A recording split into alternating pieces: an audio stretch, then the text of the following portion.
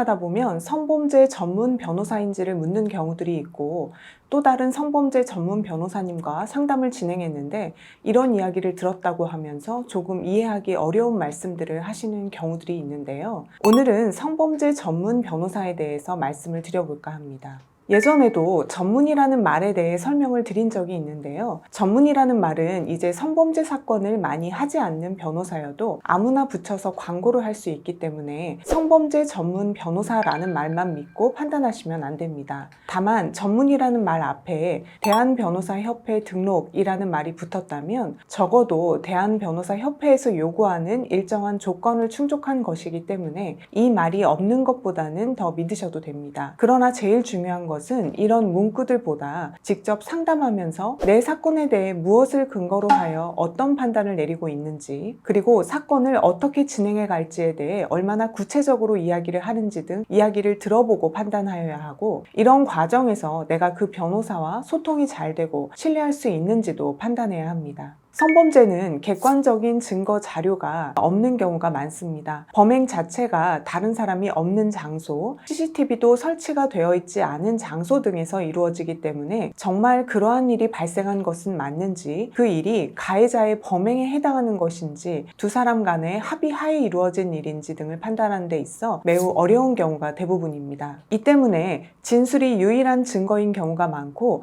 진술의 신빙성이 중요합니다. 따라서 고소인이든 피고소인이든 수사 및 재판 과정에서 어떤 내용을 진술할지 잘 결정해야 하고, 상대방의 진술 내용에 대해 탄핵할 방법에 대해서도 현명하게 결정해야 합니다. 처음부터 잘못된 판단으로 사건을 시작하면 추후에 이를 다시 바로잡기가 어렵습니다. 따라서 사건 초기에 사건 경험을 바탕으로 정확히 판단해서 잘못을 인정하고 피해자와 합의를 할지, 무죄를 주장하되 어떠한 증거를 바탕으로 입증할지 잘 판단해야 합니다. 그리고 이를 일관되게 유지해 나가야 나중에 원하는 결과를 얻을 가능성이 높습니다. 일단 성범죄 사건은 피해자의 진술이 유일한 증거인 경우가 많고, 피해자 진술의 신빙성을 의심할 만한 큰 문제가 생기지 않는 한 피해자의 진술을 근거로 하여 유죄 선고가 내려지는 경우가 많습니다. 그런데 성범죄 전과가 생기면 현재의 직업을 잃거나 취업 제한이 생길 수 있고, 신상정보 공개 고지 명령까지 내려진다면 어디에 살든 인근 거주자들에게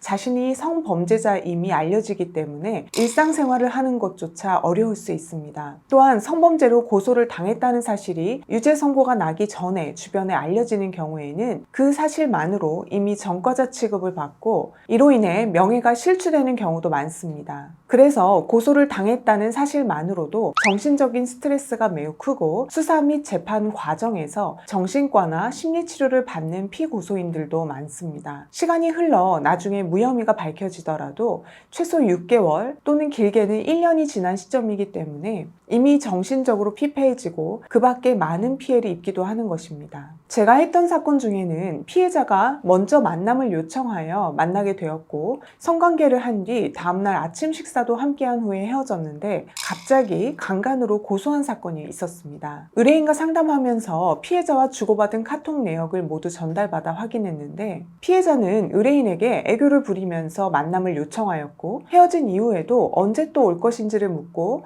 잘 들어갔는지 확인하는 등 피해자라고 보기엔 의심스러운 내용의 카톡이 많이 보였습니다. 또한 결정적으로 수사 과정에서 공통의 지인을 통해 합의를 먼저 요청해오기도 하였는데, 보통 사람들은 수사사건에 연루되는 것을 원하지 않기 때문에 그 지인도 직접 만나서 진술을 할 경우 어떤 절차로 진행되는지 설명을 드리고, 걱정하는 부분에 대해서도 답변해 드리면서 도와줄 것을 요청드렸고, 다행히 수사기관의 피해자가 합의를 먼저 요청해 왔고, 당시 피해자가 채무로 힘들어하고 있었다는 사실 등 알고 있는 저에게 유리한 사실들을 진술하게 하였습니다. 이러한 점이 반영되어서 경찰 단계에서 무혐의로 종결될 수 있었습니다. 제일 중요한 것은 변호사에게 모든 것을 솔직히 다 말해야 한다는 점입니다. 종종 다 말하지 않았다가 나중에 조사 과정에서 드러나는 경우들이 있는데요. 제가 앞에서도 말했지만 말했듯이 성범죄 사건은 잘못을 시인할지 부인하고 무죄를 다툴지를 신중하면서도 빠르게 결정한 다음 사건에 대해 어떻게 진술할지를 정하고 일관되게 진술하는 게 중요한데요. 이처럼 일부를 숨기고 말을 하지 않을 경우 부인할지 인정할지를 결정했던 판단이 잘못될 수 있고 진술할 내용 자체도 일관되게 유지할 수 없기 때문에 사건이 굉장히 안 좋은 방향으로 흘러갈 수 있습니다.